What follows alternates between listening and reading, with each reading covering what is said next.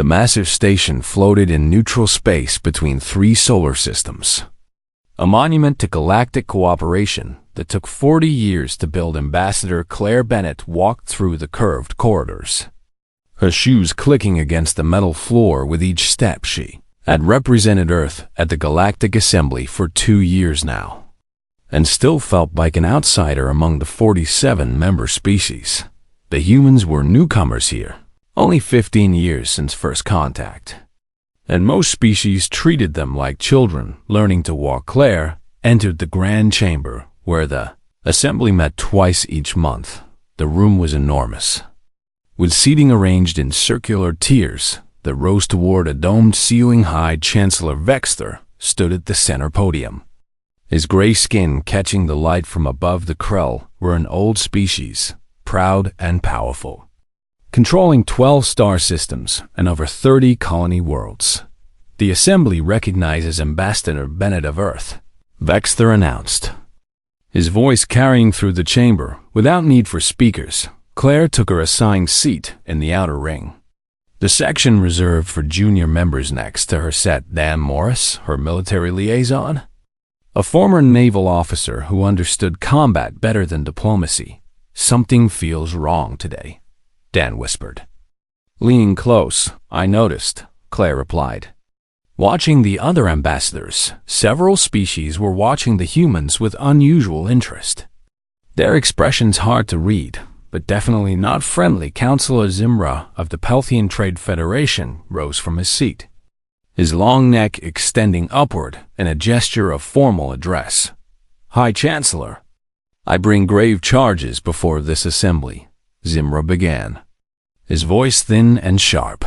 3 weeks ago, a human merchant vessel entered sacred Pelthian breeding grounds in the Tertius sector. Claire felt her stomach drop. She knew every human ship by name and route. None operated anywhere near Pelthian space. "This violation of our most holy sites cannot stand," Zimra continued. "The human ship ignored all warnings, desecrated waters where our young are born, and fled before our patrol vessels could respond." Images appeared on the holographic displays throughout the chamber. They showed what looked like a human cargo ship, its identification clearly visible, hovering over a blue-green world. The planet was covered, mostly in ocean, with small island chains dotting the surface. "We demand immediate compensation," Zimra declared. 10 million credits, a formal apology from the human government, and the surrender of the ship's captain for trial under Pelthian law. The chamber erupted in discussion, voices overlapping in a dozen different languages. Claire stood quickly, requesting recognition. Vex raised one hand for silence, then gestured toward Claire. "Ambassador Bennett, how does Earth respond to these serious charges?" Claire took a deep breath, keeping her voice steady. "High Chancellor, honored members, I have no record of any human vessel in the Tertius sector during the time specified. Our merchant fleet operates under strict licensing, and every ship files detailed flight plans. I request time to investigate this matter fully before Earth makes any formal response." Zimra hissed in displeasure. "The evidence is clear. Human arrogance knows no bounds." Vexter raised his hand again. "Ambassador Bennett, the Assembly will grant Earth 30 days to investigate and respond. However, I remind you that Pelthian sacred sites are protected under Assembly law. If the charges are proven, Earth must accept responsibility." Claire nodded.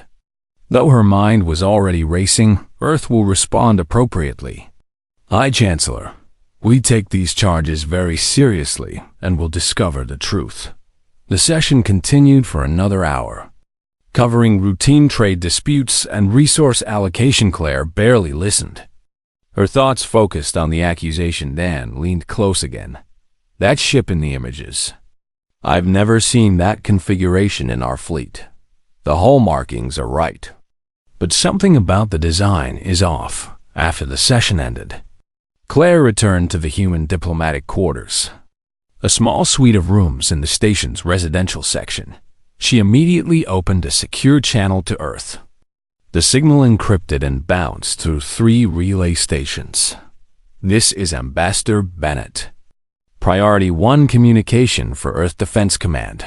The screen flickered, and within minutes, a face appeared. Admiral Kyle Harrison looked tired. His gray hair slightly messy, as if he had just woken up. Ambassador, what's the situation? Claire explained everything.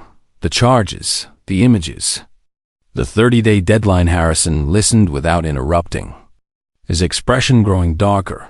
Ambassador, I can confirm we have no ships in that sector. I'll launch a full investigation immediately. Send me everything they showed you.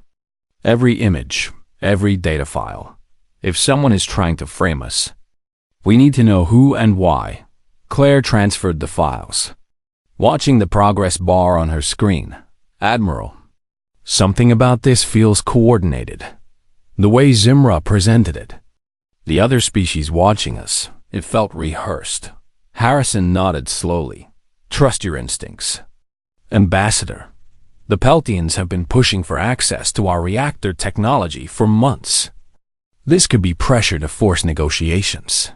Keep your head down and play diplomatic. Let me handle the investigation.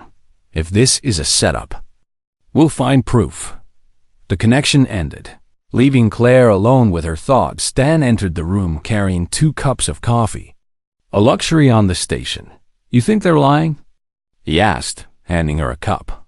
I think someone is lying, Claire replied. Whether it's the Pelthians or someone else using them, I don't know yet. But Earth doesn't make mistakes like this.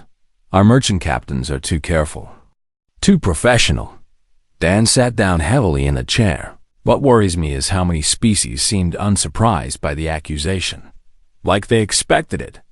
Claire sipped her coffee, the warmth helping her think, start monitoring communications, anything unusual. I want to know what the other species are saying when they think we're not listening. Over the next 2 days, Claire attended routine meetings and social functions. Playing the role of concerned ambassador, she apologized for the alleged violation. While maintaining Earth's need to investigate, most species accepted this gracefully. But Claire noticed patterns. The Krell delegation avoided her completely. 3 other species, all allied with the Krell, made pointed comments about human recklessness. The Pelthians demanded immediate action, rejecting any suggestion that the evidence might be wrong. On the 3rd night, Dan knocked on her door after midnight. You need to see this, he said. His face pale, he showed her his tablet, displaying intercepted communications. The encryption was basic, almost deliberately easy to break. The Pelthians and Krell have been coordinating, Dan explained. There are references to the plan, and teaching the humans their place. Claire read through the messages, her anger growing. They fabricated this. The whole thing is designed to humiliate Earth, force us into unfavorable agreements. Can we prove it? Dan shook his head. Not yet. The messages are vague enough to deny. But there's more. At least 4 other species are involved. This is bigger than we thought. Claire stood and walked to the window. Looking out at the stars, send everything to Admiral Harrison. Earth needs to know we're dealing with a conspiracy, not a simple dispute. And Dan, start preparing for the possibility that diplomacy won't solve this. If they're willing to fabricate evidence, they won't stop at one attempt. Dan nodded and left to send the encrypted transmission. Claire remained at the window, watching a human supply ship dock at the station. The vessel was small compared to most alien ships, a reminder of how new humanity was to the galactic stage. But Claire knew something the other species had. Forgotten Earth had survived wars, plagues, and near extinction before reaching the stars. Humanity learned long ago that threats must be met with strength, not just words. She picked up her tablet and began composing a message to her government. Whatever Earth decided to do, the response would be clear, direct, and unmistakable. The galaxy was about to learn that humanity's patience should never be confused with weakness. Admiral Kyle Harrison stood in the war room deep beneath Geneva. surrounded by holographic displays showing star charts and ship positions. The room hummed with activity as officers analyzed data streaming in from across human space. Captain Shaw is approaching the coordinates now, reported Lieutenant Jake Sullivan, the youngest member of Harrison's intelligence team. The main screen showed Captain Linda Shaw's investigation ship, the Pathfinder, a sleek vessel designed for deep space reconnaissance. Linda Shaw had served in Earth's defense fleet for 15 years, rising through the ranks because of her sharp mind and unwavering dedication to truth. Captain Shaw, this is Geneva Command. Harrison spoke into the communications array. What's your status? Linda's voice came through clear despite the distance. Admiral, we've reached the coordinates where the alleged violation occurred. Running full spectrum scans now. The crew aboard Pathfinder worked quickly, their instruments sweeping the area around the Pelthian breeding world. Dr. Peter Grant, the xenobiology specialist, monitored readings from his station. Admiral, I'm not detecting any trace of human technology, Grant reported. No residual engine signatures. No waste heat patterns. Nothing. Our ships leave very specific markers in subspace. And there's zero evidence here. Harrison leaned forward, his hands gripping the edge of the console. Could the traces have degraded over 3 weeks? Negative, sir, Grant replied. Human fusion drives leave isotope traces that last months. If one of our ships was here, we'd still detect it. Jake Sullivan suddenly straightened at his station, his eyes widening. Admiral, I'm picking up something unusual. There's a surveillance device hidden in orbit around the planet. Krell design. Military grade. The room fell silent. Harrison felt cold certainty settling in his chest. Captain Shaw, can you retrieve that device? Linda's response was immediate. Already on it. Admiral, deploying recovery drone now. The screen showed a small drone launching from Pathfinder, moving toward the coordinates Jake had identified. The device was small, barely larger than a football, but its presence changed everything.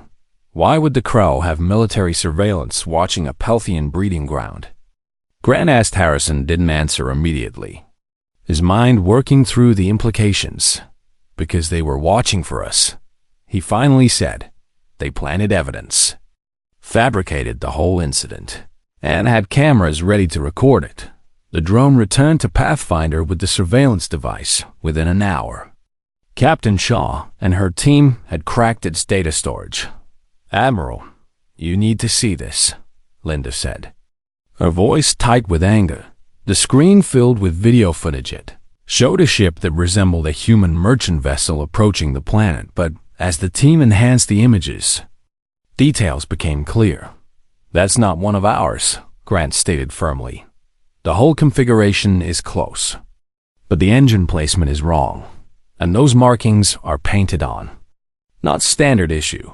Jake worked at his console, running the footage through analysis programs. Admiral, the ship's movement patterns don't match human flight characteristics. Our pilots use specific approach vectors. This ship flies like a Krell vessel trying to imitate us. Harrison felt his jaw tighten. They built a fake ship, flew it to the planet, recorded it, and presented it as evidence. This wasn't just a diplomatic maneuver. This was a coordinated operation. Captain Shaw, return to base immediately. I want that surveillance device in our labs for full analysis over the next week. Teams across Earth's military and intelligence networks worked around the clock. Jake Sullivan coordinated with agents stationed at the assembly, monitoring communications between member species.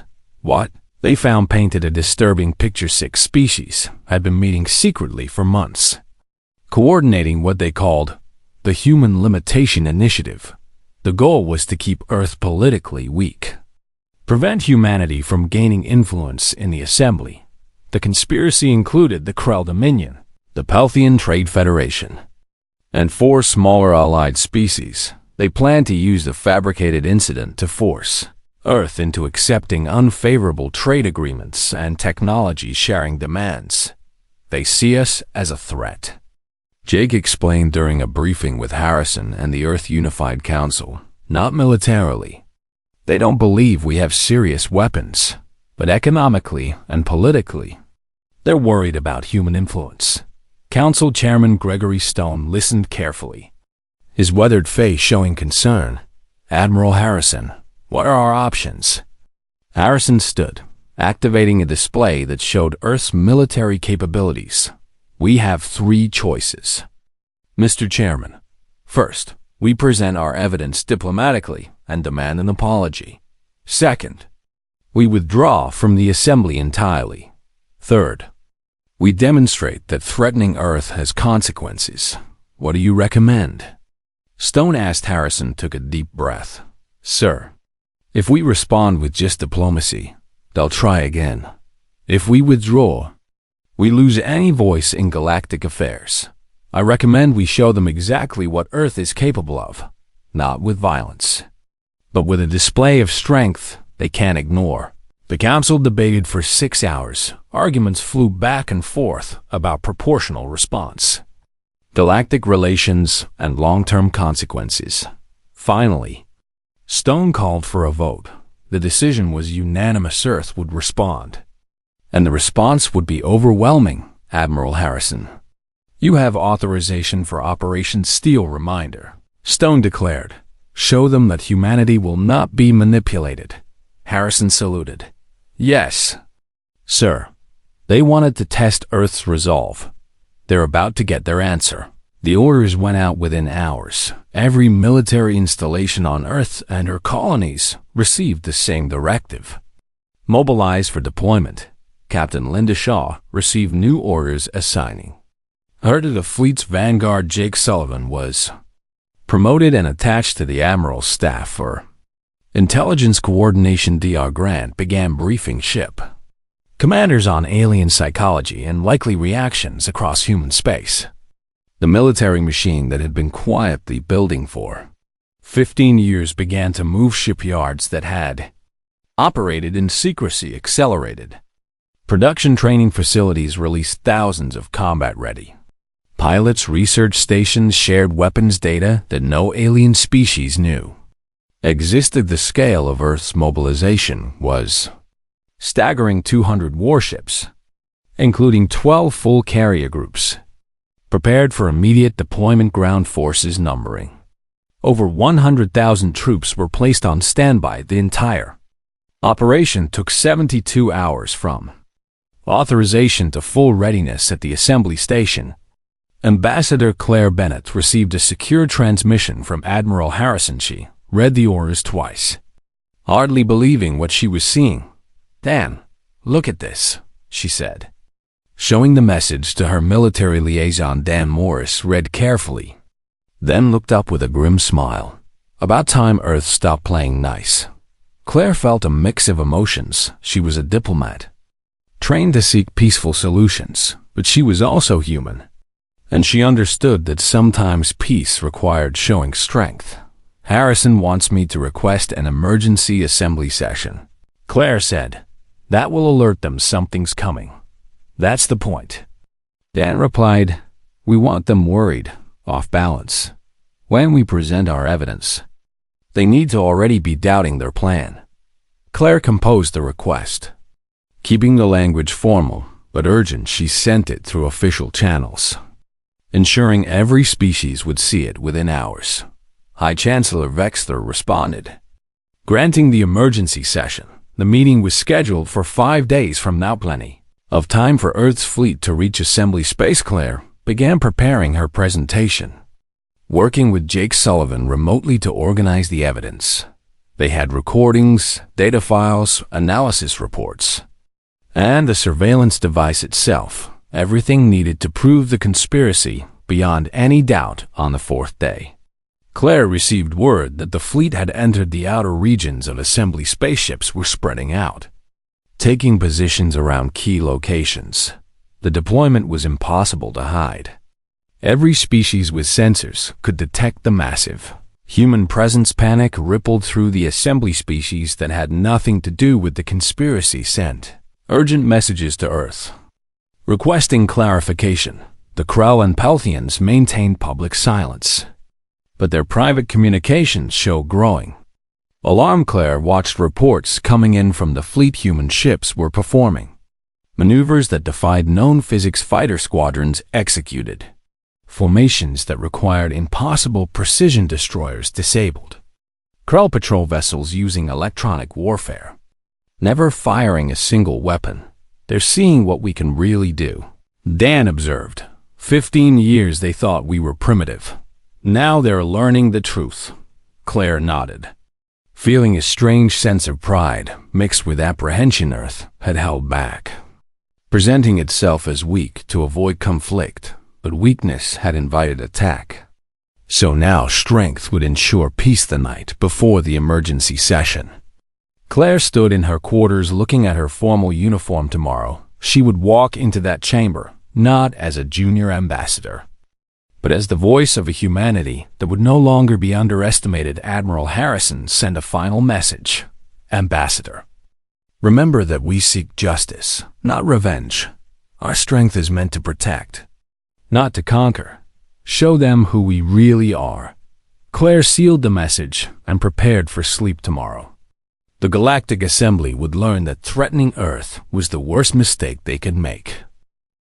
General Marcus Webb walked through the massive hangar bay where transport ships were loading troops and equipment. He had commanded Earth's ground forces for 8 years, preparing for a war he hoped would never come now. That preparation would serve a different purpose, showing the galaxy that humanity was not to be trifled with. General, the last battalion is boarding now, reported his aide. Colonel Amy Foster. Amy was young for her rank, only 32, but she had earned her position through exceptional tactical skill. Good, Marcus replied. I want every unit ready for immediate deployment if the fleet needs support. The scale of Operation Steel Reminder was unlike anything Earth had attempted since the formation of the Unified Defense Force. 60% of the entire military was mobilizing. A show of force designed to shock the Galactic Assembly into understanding. Marcus checked his tablet. Reviewing deployment orders, the fleet had already reached assembly space, and reports were coming in of alien reactions. Most species were terrified, some were confused, and the conspirators were trying desperately to downplay the situation. Colonel Foster, what's the status of our fighter wings? Amy consulted her datapad. All 12 carrier groups report full operational capacity. Sir, we have over 2,000 fighter craft ready for deployment. Pilots are rotating through briefings on rules of engagement. Marcus nodded approvingly. The fighters were Earth's pride. Small craft that could outmaneuver anything the alien species flew. Lieutenant Amy Foster's own sister was among the pilots, one of the best in the fleet, in orbit around the assembly station. The human fleet continued its calculated display of power. Admiral Kyle Harrison stood on the bridge of the flagship Defender, watching tactical displays track every ship in the formation. The Defender was Earth's newest and most advanced warship, a heavy cruiser bristling with weapons that had never been tested in real combat. Admiral, we're receiving multiple hails from Assembly Security, reported the communications. Officer, they're demanding we reduce our presence and explain our intentions. Harrison smiled slightly. Tell them we are here for the emergency assembly session that Ambassador Bennett requested. Our ships are maintaining peaceful positions and violating no assembly regulations. It was technically true. Every human vessel remained outside restricted zones, making no threatening moves, but their sheer number and the precision of their formations sent an unmistakable message. Captain Linda Shaw commanded one of the destroyer squadrons, her ship Pathfinder now accompanied by 5 sister vessels. Captain, we're being shadowed by a Krell heavy cruiser, her tactical officer reported. Linda studied the display. The Krell ship was massive, Nearly twice the size of Pathfinder. Maintain current heading, she ordered. If they want to watch, let them watch. Helm, execute pattern Delta 7. The Pathfinder and her squadron suddenly accelerated, their formation shifting into a complex weaving pattern. The Krull cruiser tried to follow, but the human ships moved with impossible synchronization within minutes. The squadron had repositioned themselves, with the Krull vessel now surrounded. Linda opened a channel. Krull cruiser. This is Captain Shaw of the Earth vessel Pathfinder. You appear to be lost. Do you require navigation assistance? The Krull commander's response was filled with anger and humiliation. Human vessel, your maneuvers are aggressive and unwelcome. Then stop following us, Linda replied calmly. Pathfinder out. The squadron jumped away, leaving the Krull ship alone and embarrassed across the fleet. Similar encounters were playing out. Human ships were demonstrating capabilities that shocked the alien observers. Formations that required quantum-linked navigation computers executed perfectly. Electronic warfare systems jammed alien sensors without causing permanent damage. And everywhere, the humans remained polite, professional, and absolutely unyielding. High Chancellor Vegster sat in his private office, reviewing intelligence reports with growing dread. How many human ships are in our space? He demanded his aide, a younger Krull named Tharzan. Consulted multiple sources. Current count is 207. High Chancellor, and the number keeps increasing. Vexter felt cold fear settling in his chest. The Krull Dominion had the largest military in the Assembly, but even they only maintained 400 active warships. Earth had deployed half that number in just a few days. What are our intelligence agencies saying about human military capacity? Tharzan hesitated before answering. Sir, our previous assessments were apparently wrong. Very wrong. Earth has been building military infrastructure for years while maintaining the appearance of weakness. Current estimates suggest they have at least 400 warships total, possibly more. Their technology level is far beyond what we believed. Vexter stood and walked to his window, looking out at the human fleet visible in the distance. Each ship blazed with running lights. A constellation of human power. Contact Counselor Zimra. Vexter ordered. Tell him we need to meet immediately. This situation is spiraling out of control. Zimra of the Pelthian Trade Federation was equally disturbed when he arrived at Vexter's office an hour later. This was supposed to be a simple diplomatic manipulation. The Pelthian leader hissed. How did we miscalculate so badly? Vexter paced the room. Because we underestimated them. We assumed humanity was like other young species, eager to please, afraid to offend. Instead, they were watching, learning, and building. What do we do? Zimra asked. The emergency assembly session is tomorrow. If Ambassador Bennett has evidence of our conspiracy, this could destroy our political standing. And if she doesn't, Vexter countered, we could deny everything. Claim the humans are overreacting. Zimra's long neck drooped. Look at their fleet. Vexter, they know. If they didn't have proof, they wouldn't have mobilized like this on the assembly station. Claire Bennett prepared for the most important presentation of her career.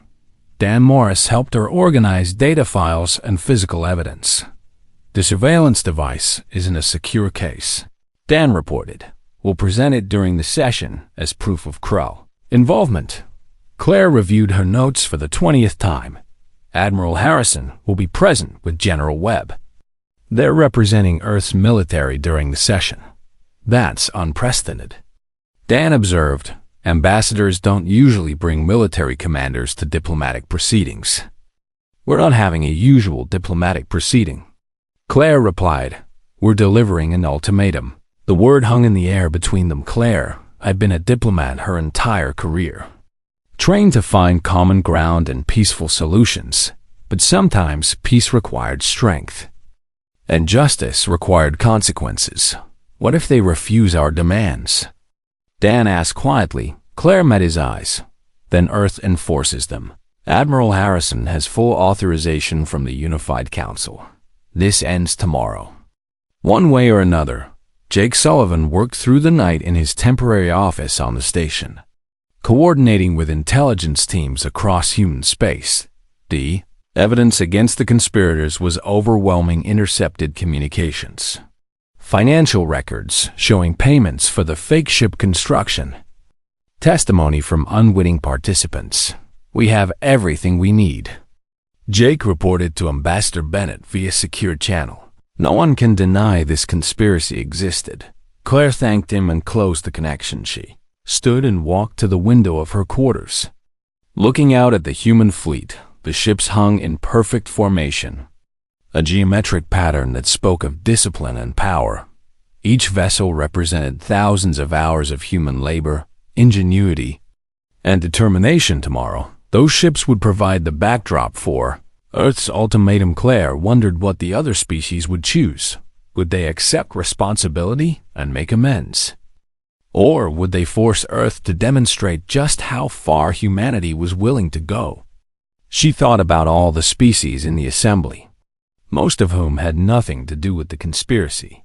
Those innocent species needed to see that Earth sought justice, not domination. The response had to be brutal enough to deter future threats, but measured enough to maintain galactic peace. It was a difficult balance. But Claire believed Admiral Harrison understood. Had prepared for this moment his entire career. The next morning, Claire dressed in her formal diplomatic uniform, dark blue with silver trim. Representing Earth's oceans and sky, she attached her credentials and checked her appearance in the mirror behind her. Dan Morris stood in full military dress, his decorations marking him as a combat veteran. Ready? He asked. Claire took a deep breath. Let's go show them who we are. They walked through the station corridors toward the assembly chamber. Other ambassadors stared as they passed, some with fear, others with curiosity. At the entrance to the chamber, Admiral Kyle Harrison and General Marcus Webb waited. Both men wore their dress uniforms, medals gleaming on their chests. Ambassador. Harrison greeted her with a respectful nod. Admiral. General, Claire replied. Thank you for being here. Wouldn't miss it, Marcus said with a slight smile. The four humans entered the chamber together. The room fell silent. Every species present turned to watch as Claire walked to the human section. Flanked by Earth's top military commanders, High Chancellor Vexter stood at the central podium, his expression carefully neutral. The emergency session is called to order, he announced. Ambassador Bennett, you requested this meeting. The assembly is prepared to hear your presentation. Claire stood, data tablet in hand behind her. The human fleet lit up the viewports. 200 ships in perfect formation, honored members of the Galactic Assembly. Claire Bennett activated the holographic display system, and images filled the chamber above every delegate's head. The first image showed the surveillance device recovered from orbit around the Palthean breeding world. This is Krell military technology, Claire stated. We found it watching the exact location where a human ship allegedly violated sacred grounds. Strange that the Krell would have surveillance equipment monitoring Palthean territory, don't you think? Counselor Zimra rose from his seat, neck extending in agitation. This proves nothing. The Krell have legitimate security interests in that sector. Claire didn't even look at him. The device's data storage contained footage of the alleged incident. Let me show you what we found. The hologram shifted, showing the fake human ship approaching the planet. Claire zoomed in on specific details. Notice the engine configuration? Human fusion drives have a specific signature. This ship's engines are mounted wrong. The hull markings are painted, not manufactured, and the flight pattern matches Krell navigation protocols, not human ones. She paused, letting the evidence sink in. This ship is a fake, built to frame Earth for a violation that never occurred. High Chancellor Vexter leaned forward, his gray skin pale. Ambassador Bennett, these are serious accusations. Do you have proof of who built this vessel? Jake Sullivan had prepared while Claire brought up financial records, manufacturing orders, communications between conspirators. Over the past 8 months, 6 species coordinated what they called the Human Limitation Initiative. Claire explained, the goal was to politically weaken Earth, prevent us from gaining influence in the Assembly, the Krell Dominion, Pelthian Trade Federation, and 4 allied species worked together to fabricate this incident. She displayed intercepted communications, each message tagged with sender and recipient information.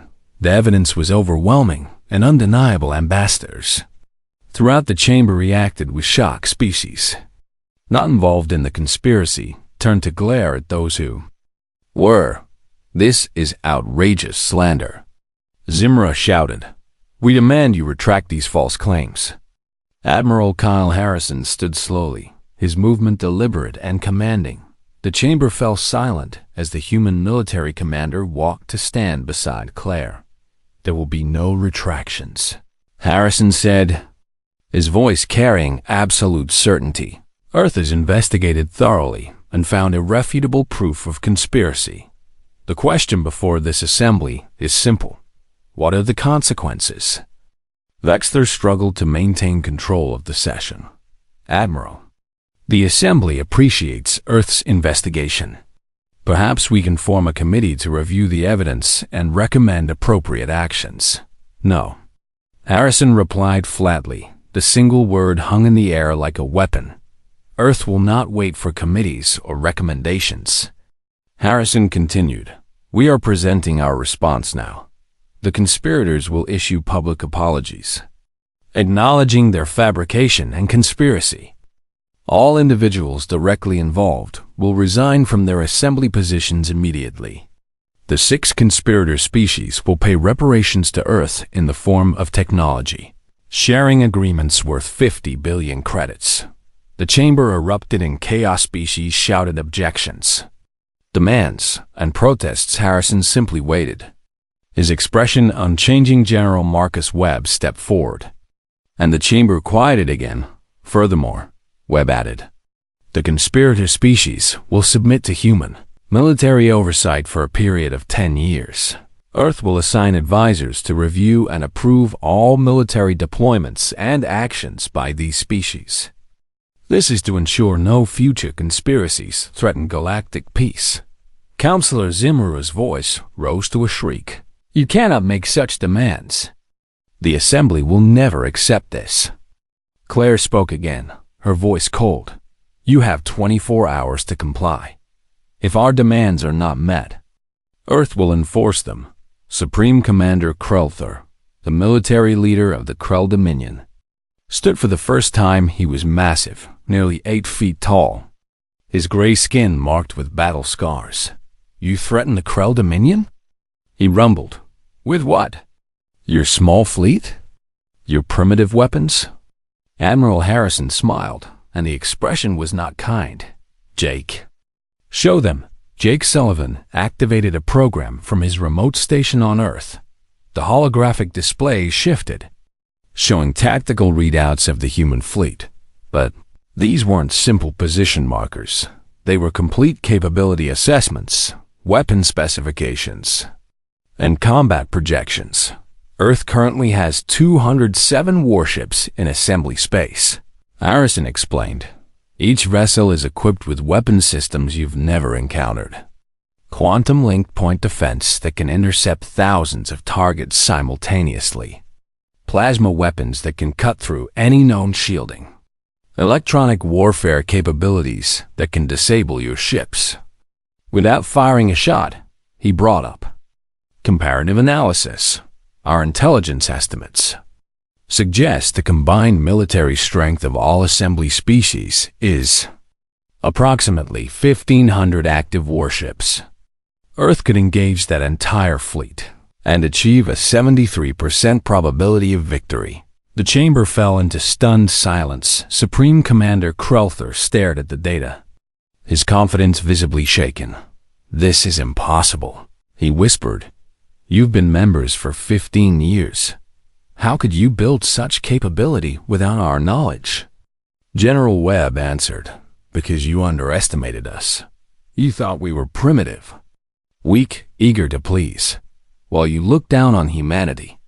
We were building, training, and preparing for exactly this moment." Vexter found his voice again. "Even if what you say is true, you cannot threaten the entire assembly. Most species had nothing to do with this conspiracy. We seek justice for the innocent as much as consequences for the guilty." Claire's tone softened slightly. "High Chancellor, we understand that most species here are not our enemies. Our demands target only those who conspired against Earth. But make no mistake, if those species refuse to accept responsibility, we will enforce our demands, and any species that attempts to interfere will be treated as hostile." Dan Morris stepped forward with a sealed container. "We brought the surveillance device as physical evidence," he said. "Any species is welcome to examine it and verify our analysis." "We hide nothing." Admiral Harrison brought up a new display, showing the human fleet's current positions as of this moment. "Our ships surround every major installation in assembly space. We control all primary jump points. No vessel enters or leaves without our permission. This is not an occupation. It's a demonstration. When our demands are met, we will withdraw to normal positions and resume peaceful operations." He paused, making eye contact with species representatives throughout the chamber. "But if anyone tests our resolve, they will discover that Earth does not bluff." Vexter looked around the chamber, seeing fear and uncertainty on every face. "The Assembly requests a recess to consider Earth's demands," he said quietly. "Denied." Harrison replied, "You have 24 hours from the moment I finish speaking. That time has already begun. Use it wisely." Claire stepped forward again, her diplomat's training allowing her to soften the message slightly. "Honored members, Earth does not seek to dominate the Assembly. We seek to ensure that conspiracy and fabrication are punished, that justice is served, and that no species ever again believes humanity can be manipulated without consequences. The conspirators made a calculated attack on Earth's reputation and sovereignty. Our response is equally calculated. Brutal, yes, but measured. We leave you with a choice. Accept our terms and rebuild trust, or refuse and face enforcement." Admiral Harrison added one final point. "Earth's fleet will demonstrate our capabilities in 1 hour. Watch carefully. What you see will help you make an informed decision." The 3 military officers and Claire turned and walked from the chamber together. Behind them, chaos erupted as species argued, debated, and panicked in the corridors outside. Claire let out a breath she hadn't realized she was holding. That went exactly as planned. Dan said, "Now we wait to see how they respond." Harrison checked his communicator. "The fleet is ready for the demonstration. General Webb, are ground forces prepared if needed?" "Standing by, Admiral." Marcus confirmed. They walked to the human diplomatic quarters, where screens showed feeds from throughout the assembly station. Species were in frantic communication with their home governments. The conspirators were meeting in closed sessions, arguing about their options, and everywhere beings watched the human fleet with mixture of fear and awe. 1 hour until we show them what Earth can really do. Harrison said, "Let's hope they're smart enough to learn the lesson."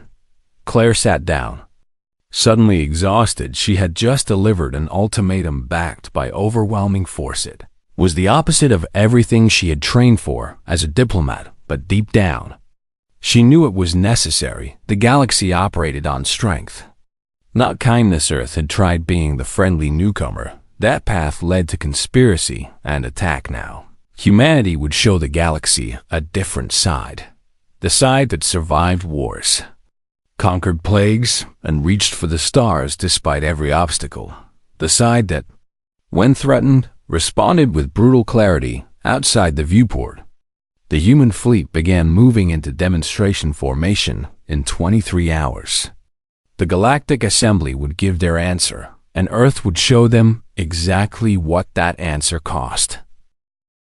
The human fleet demonstration began exactly 1 hour after Admiral Harrison's ultimatum. Every species in assembly space watched as 200 ships executed maneuvers that defied conventional understanding. Captain Linda Shaw led her destroyer squadron through a formation that required quantum-precise timing, 6 ships moving as one entity, weaving through space in patterns that would be impossible without technology far beyond what the part assembly possessed. All units execute pattern Omega.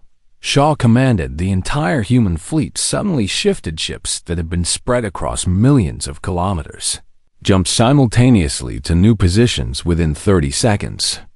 They formed a perfect sphere around the assembly station.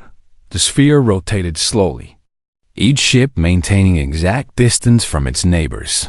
Then, in a display that left alien observers speechless, every human vessel fired a single plasma round. 200 shots, launched from different angles and distances, all converged on a single point in space.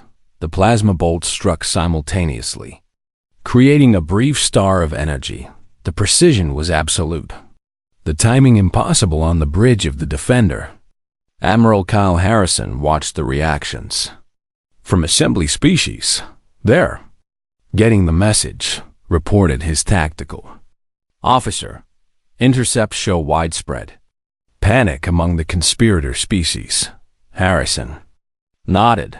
"Good. Fear is a teacher. Let them learn what it means to threaten Earth."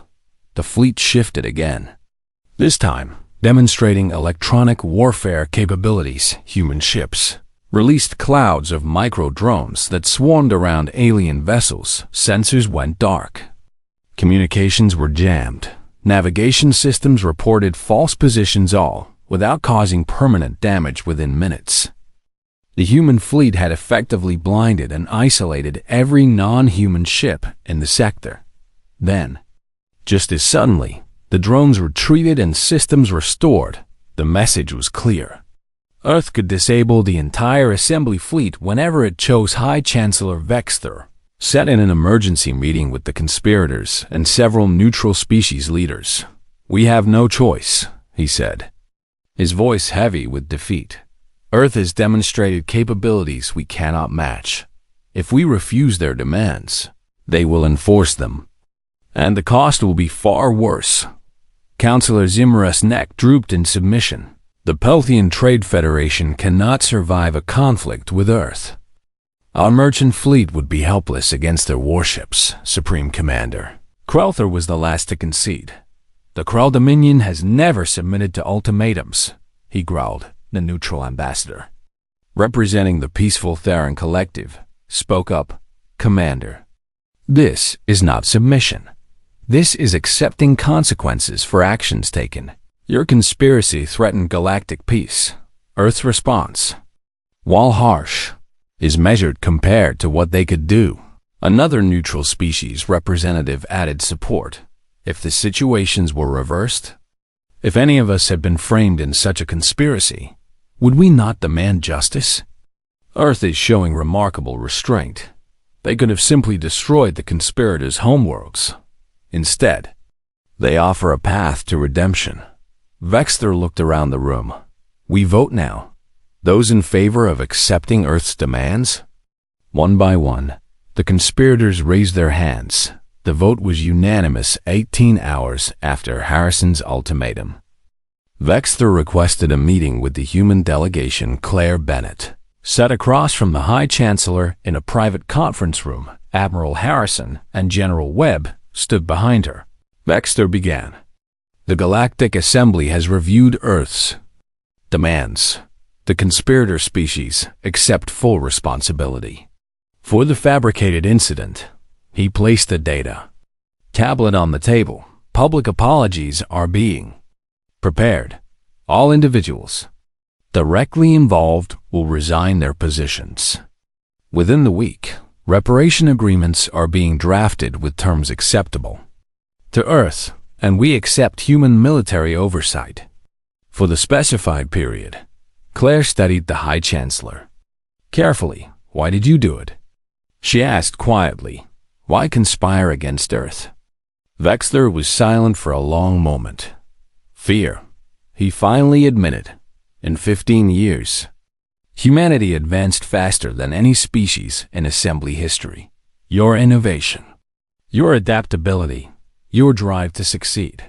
We feared that in another 15 years, you would dominate us all. So you tried to limit us before we became too powerful. Harrison said. Vexler nodded. It was foolish. We created the very thing we feared. By attacking Earth, we forced you to reveal your true strength. Now everyone knows what humanity is capable of. General Webb spoke for the first time. High Chancellor, Earth did not want this confrontation.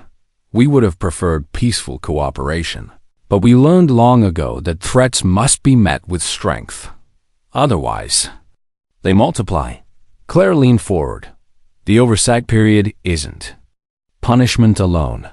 Earth will share defensive technology with the conspirator species. We'll train your forces in new tactics. The goal is to make you stronger, not weaker, but also to ensure you never again consider conspiracy over cooperation. Vexler looked surprised. You would strengthen those who attacked you? We would strengthen potential allies. Harrison corrected. The galaxy faces challenges none of us can handle alone. Earth needs partners, not subjects. This oversight ensures future partnership, not continued enmity.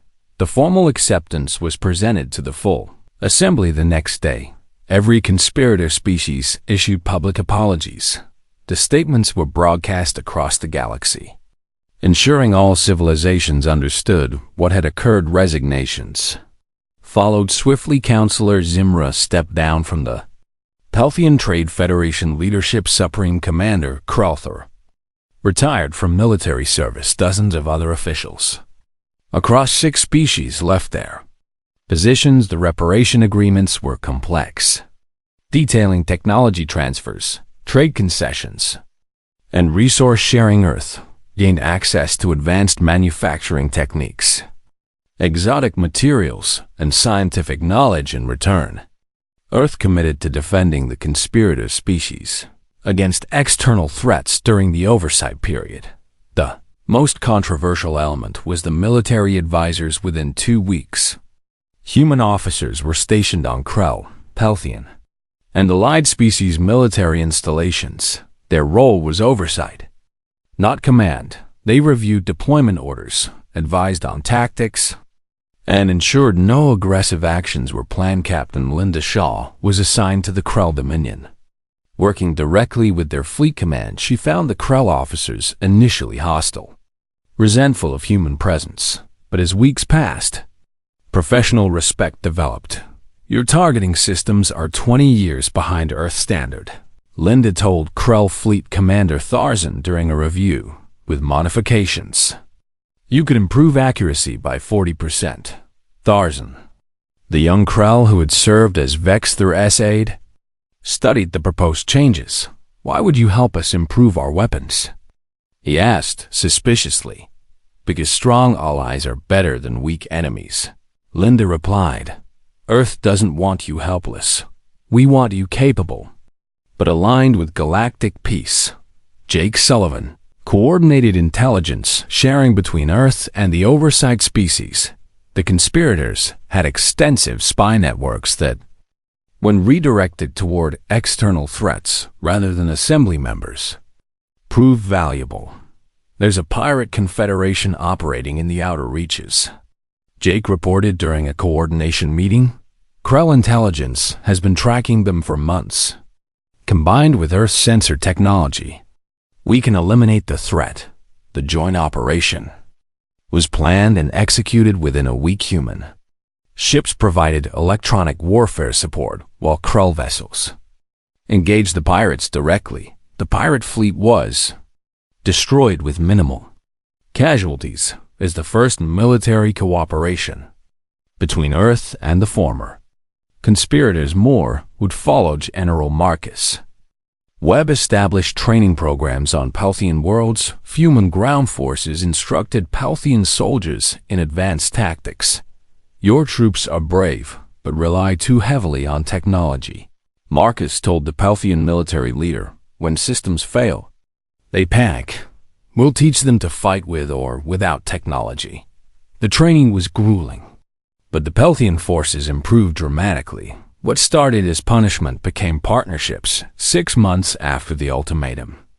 Ambassador Claire Bennett stood before the Galactic Assembly again. Chamber was different now. Earth occupied a permanent seat on the Security Council. Recognition of their demonstrated power. The conspirator species sat in their usual places, but their delegations included human advisors, honored members. Claire began. Earth wishes to propose a new initiative, a mutual defense pact among all assembly species. We have seen what cooperation can achieve. Let us build on that foundation. The proposal detailed shared military resources, coordinated defense strategies, and joint training programs. Species would maintain sovereignty over their forces, but coordinate against common threats. The vote was overwhelmingly positive. Only 3 species abstained, and none voted against. The assembly was transforming from a loose confederation into a unified defensive alliance, with Earth as the military backbone. Admiral Harrison retired 6 months later. His mission accomplished. At his retirement ceremony, representatives from every assembly species attended. Even Supreme Commander Krelther, now a civilian advisor, came to pay respects. You taught us a valuable lesson, Admiral, Krelther said during the reception, that strength without wisdom leads to defeat, but wisdom without strength invites attack. Earth has both, and now through you, so do we. Harrison shook the Krell's hand. The lesson goes both ways. Commander, we learned that galactic cooperation requires trust, and trust requires accountability.